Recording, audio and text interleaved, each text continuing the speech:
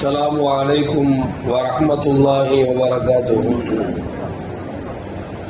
الحمد لله رب العالمين والصلاة والسلام على أشرف المرسلين وعلى آله وأصحابه وأزواجه وذرياته وأهل بيته أجمعين. சங்கைக்கும் பெருமதிப்பிற்கும் உரிய பெரியோர்களே, சகோதரர்களே, எல்லாம் வல்ல அல்லாஹ் ஜல்ல ஜலாலுஹு நாம் செய்யக்கூடிய எல்லா நற்காரியங்களையும் முகஸ்துதியின்றி இஹ்லாஸான முறையில் இறைவனுக்காக மட்டுமே செய்யப்பட்ட நல்வணக்கங்களில் நம் வணக்கங்களை அல்லாஹ் கபூல் செய்து கொள்வானாக. நாம் செய்யக்கூடிய வியாபாரங்களிலும் தொழில்துறைகளிலும் நஷ்டம் இல்லாத ஹலாலான முறையில் நிரம்ப லாபத்தை பெற்று அந்த லாபகரமான வாழ்க்கை கொண்டு தம் தேவைகளையும் தேவை உடையவர்கள் தேவைகளையும் நிறைவேற்றக்கூடிய நல்ல பொருளாதாரத்தையும் உள்ள விசாலத்தையும் அல்லாஹ் நம் அனைவருக்கும் வழங்கி அருள்வானாக. நம் கரங்களில் என்றென்றும் கொடுக்கும் கரங்களாக ஆக்கி அருள்வானாக. யாசிக்கும் கரத்தை விட்டு அல்லாஹ் நம்மை பாதுகாத்துக் கொள்வானாக. கஞ்சத்தனம் என்கிற தீய பண்பை விட்டு அல்லாஹ் நம்மை பாதுகாத்துக் கொள்வானாக. நம்மை இந்த உலகத்தில் வாழ வைக்கும் காலமெல்லாம் நோய் நொடி இன்றி ஆரோக்கியத்தோடு அல்லாஹ் நம்மை வாழச் செய்வானாக. அந்த ஆரோக்கியமான வாழ்க்கை கொண்டு அல்லாஹ் ரசூலை நெருங்கக்கூடிய அனைத்து நல்ல குணங்களையும் புரியக்கூடிய நல்ல முத்தகீன்களின் கூட்டத்தில் அல்லாஹ் நம்மை ஆக்கி அருள்வானாக.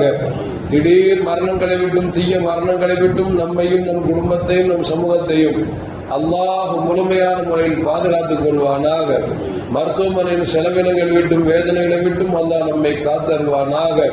நம்மில் யாரெல்லாம் நோயால் பாதிக்கப்பட்டு வீடே கதி என்றும் ஆஸ்பத்திரியே கதி என்றும் அல்லல் பட்டும் அவதியுற்றும் இருக்கிறார்களோ அத்தனை மக்களுக்கும் வெகு விரைவில் நோயை போக்கி உடல் ஆரோக்கியத்தை வழங்குவதோடு அவர்களை கொண்டு சமூகத்திற்கு நல்ல பலன் தரக்கூடிய மக்களாக ஆக்கி அருள்வானாக.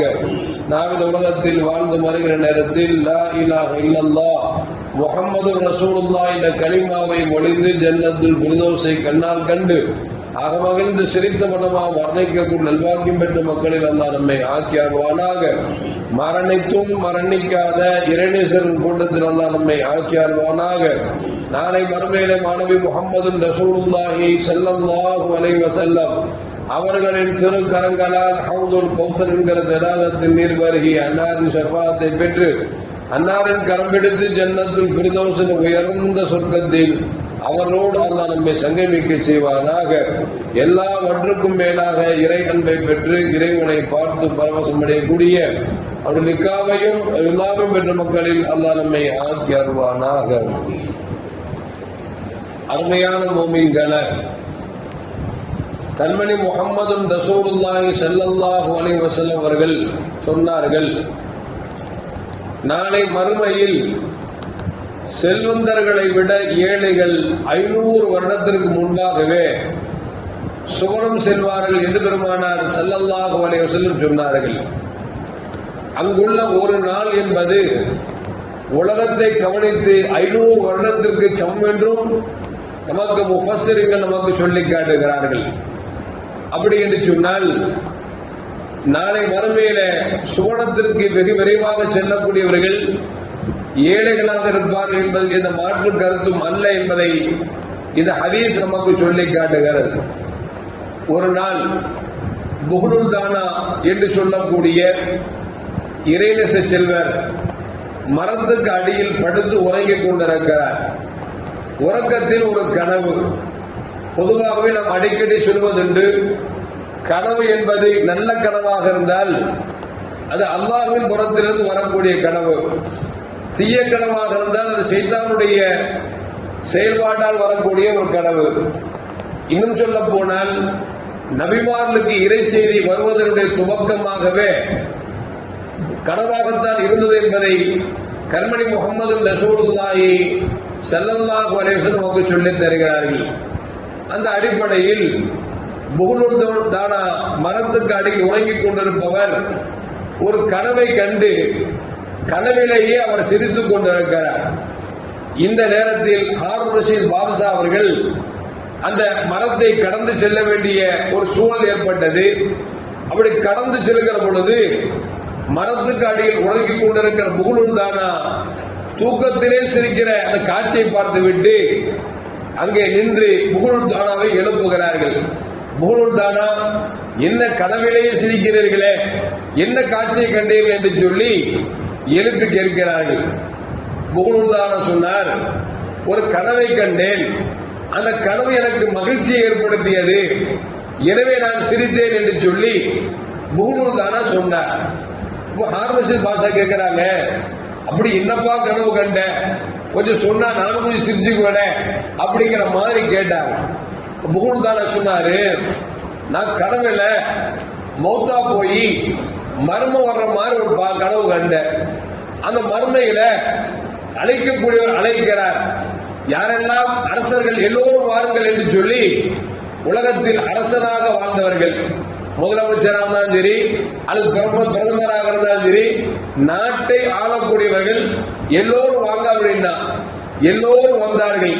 அதுல ஹாரூன் ரஷீத் பாஷா நீங்களும் வந்தீங்க. அதுக்கப்புறம் அல்லாஹ் அழைச்சாரு, ஏழைகள்லாம் இருந்தீங்க அப்படின்னா எல்லா ஏழைகளும் வந்தாங்க. அந்த ஏழைகளை நானும் போனேன். அப்போ அல்லாஹ் செல்வத்தை கூப்பிட்டு கேட்டா, எப்பா அரசனா வாழ்ந்தைய, எப்படி வாழ்ந்த, இந்த அரச பதவியை ஏற்கிறதுக்கு என்னென்ன சில்மிசம் பண்ணன, எவ்வளவு சேட்டை பண்ணிருப்ப, உன் அரசாங்கத்துல எவ்வளவு நியாயமா நடந்துகிட்ட, அநீதமா நடந்துகிட்ட அப்படின்னு அல்லாஹ் கொஞ்சம் கேள்வி கேட்பான். கேள்வி கேட்டுட்டு 500 வருஷம் வெயிட் பண்ணுங்க, நான் எல்லாம் முடிச்சுட்டு வரேன்னு சொல்லிட்டு ஏழைகளை கூப்பிடுவான். எப்பா நீங்களும் வாங்க, எல்லாரும் போனாங்க, நானும் போனேன். அல்லாஹ் கேட்டா, என்னப்பா உண்மை இல்லையா, யாரெல்லாம் ஒண்ணுமே உலகத்துக்கு தரலையே, அப்படியா, சரி சரி எல்லாரும் சொர்க்கத்துக்கு போங்க அப்படின்னு ஒண்ணு எல்லோரும் சந்தோஷமா போனோம். நானும் சேர்ந்திருந்தேன், உல்லாசமா குதிச்சு மன மகிழ்ச்சியா போனேன். ஆனா நீங்க அரசரா வாழ்ந்தீங்கல்ல, அங்க வெயிட் பண்ணி இருந்தீங்க அப்படின்னு சொன்ன உடனே ஹாரூன் ரஷீத் பாஷா ஓ என்று அழக ஆரம்பித்து விட்டார்கள். உலகத்தில் நாம் இவ்வளவு அரச பதவி ஏற்றிருந்தோம், என்னதான் நம்ம நல்லது செஞ்சிருந்தாலும் எவ்வளவு கொடுத்தா, எவ்வளவு செலவு பண்ணல, எப்படி சேகரிச்ச, எப்படி செலவு பண்ணுங்கிறதுக்கு அல்லாஹ் நாளைக்கு பதில் சொல்லிட்டு தானே போகணும் அப்படின்னு சொல்லி நினைச்சு அவர்கள் அழுது புலம்பினார்கள் என்று வரலாற்றில் வருகிறது. ஹாரூன் ரஷீத் பாஷா ரஹ்மத்துல்லாஹி அலைஹி அவர்கள் ஆட்சி ஆண்டதுன்னு பார்த்தா கிட்டத்தட்ட ஒரு 2.5 வருஷம் தான் ஆட்சி ஆண்டிருப்பாங்க. ரொம்ப நியாயமான ஆட்சி, நல்ல ஆட்சி. இன்னைக்கு பேசிட்டு இருக்கிறோமே, 1000 வருடங்களுக்கு பிறகும் ஹாரூன் ரஷீத் பாஷா பேசுறோம் அப்படின்னா அவர் எந்த அளவுக்கு உன்னதமான ஆட்சி ஆண்டிருப்போம் பார்க்கணும். அவங்க அழுகுறாங்க, நாளைக்கு ஏழைகள்லாம் சொர்க்கத்துக்கு முன்னால போயிட்டு அரசெல்லாம் எனக்கு பின்னால வச்சிருவான்னு சொல்லி அழுகிறேன் என்று ஹாரூன் ரஷீத் பாஷா அழுதார் என்று வரலாறு நமக்கு சொல்லப்படுகிறது. அதனாலதான் கண்மணி முஹம்மது ரசூலுல்லாஹி ஸல்லல்லாஹு அலைஹி வஸல்லம் அடிக்கடி துஆ செய்வாங்க. அல்லாஹும்ம அஹ்யினி மிஸ்கீனன் வ அமித்னி மிஸ்கீனன் வஹ்ஷுர்னி ஃபி ஸும்ரத்தில் மசாகீன். யா அல்லாஹ், என்னை ஏழையாக வாழச் செய், ஏழையாகவே வர்ணிக்க செய், நாளை மறுமையிலே ஏழைகளின் கூட்டத்தில் எழுப்புவாயாக என்று முத்து முஹம்மது ரசூலுல்லாஹி ஸல்லல்லாஹு அலைஹி துஆ செஞ்சாங்க. பெருமானார் ஸல்லல்லாஹு அலைஹி வஸல்லுக்கு அல்லாஹ் கேட்டா, உஹது மலையை தங்கமாக்கி தரவான்னு கேட்டா, ரசூல் வேணான்னாங்க. என்ன கேட்டாங்க, யாரெல்லாம் ஒரு நாள் நான் உணவு உண்ண வேண்டும், ஒரு நாள் பசியாக இருக்க வேண்டும், உணவு உண்ட பொழுது உனக்கு நன்றி செலுத்த வேண்டும், எனக்கு பசியோடு இருக்கிற பொழுது உன்னை நினைத்து சதாவும் என் காலமெல்லாம் கழிய வேண்டும் என்று பெருமானார் ஸல்லல்லாஹு அலைஹி வஸல்லம் ஆசைப்பட்டது மட்டுமல்ல, தங்களும் தங்கள் குடும்பத்தார்களும் தங்களை யாரெல்லாம் நேசித்தார்களோ அந்த சஹாபாக்களும் ஏழ்மையாக வாழ்ந்தார்கள் என்று சொன்னால் வறுமை அவர்களை பிடிக்கவில்லை, மாறாக வறுமை தங்களுக்குள் உள்ளடக்கிக் கொண்டார்கள். இன்றைக்கும் பல பேர் இருக்கிறார்கள், செல்வம் இருக்கும், ஆனால் ஏழையை போன்றே வாழ்வார்கள். பிறருக்கு கொடுத்து தான் ஏழையை போன்று வாழ்ந்தார்கள் என்று சொன்னால் அவர்கள் உன்னதமானவர்கள். சேகரித்து வைத்து பிறருக்கும் கொடுக்காமல் தானும் திங்காம இருக்க பாருங்க, இவன மாதிரி கேட்கட்டவன் யாரும் இருக்க முடியாது. அல்லாஹ் ஜல்ல ஜலாலுஹு செல்வத்தை அவனிடத்தில் கேட்க வேண்டும். அந்த செல்வத்தை சேகரிக்கிற பொழுது ஹலாலான முறையில் சேகரிக்க வேண்டும். சேகரித்த பொருட்களை அல்லாஹ் ரசூல் வழியிலே செலவு செய்தோம் என்று சொன்னால் ஏழைகள் செல்வத்தை விட 500 வருடத்திற்கு முன்னால் சொர்க்கம் சென்றாலும் செல்வங்கள் 500 வருஷத்துக்கு பிறகு சொர்க்கம் சென்றால் அவருக்கு சுவனத்தில் உயர்ந்த இடம் இருக்கிறது என்று பெருமானார் சொன்னாங்க அல்லவா.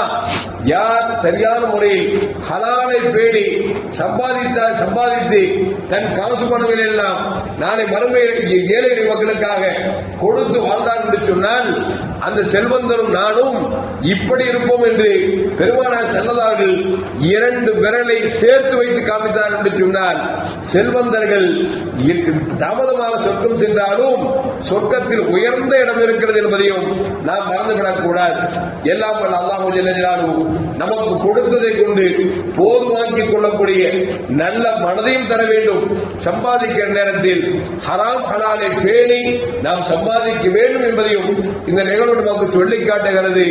எல்லாம் அல்லாஹ் ஜல்ல ஜலாலுஹு பெருமானார் ஸல்லல்லாஹு கேட்டது போன்று அல்லாஹ் பெருமானார் ஸல்லல்லாஹு அவர்களோடு சொர்க்கத்தில் இருக்கக்கூடிய நல்பாக்கியம் பெற்ற மக்களில் அல்லாஹ் நம்மை ஆக்கி அல்வானாக. அஸ்ஸலாமு அலைக்கும் வரஹ்மத்துல்லாஹி வபரகாத்துஹு. ஸல்லல்லாஹு அலா முஹம்மத் ஸல்லல்லாஹு அலைஹி வஸல்லம். அலா முஹம்மத் ஸல்லல்லாஹு அலைஹி வஸல்லம். ஸல்லல்லாஹு அலா முஹம்மத் யா ரப்பி ஸல்லி அலைஹி வஸல்லிம்.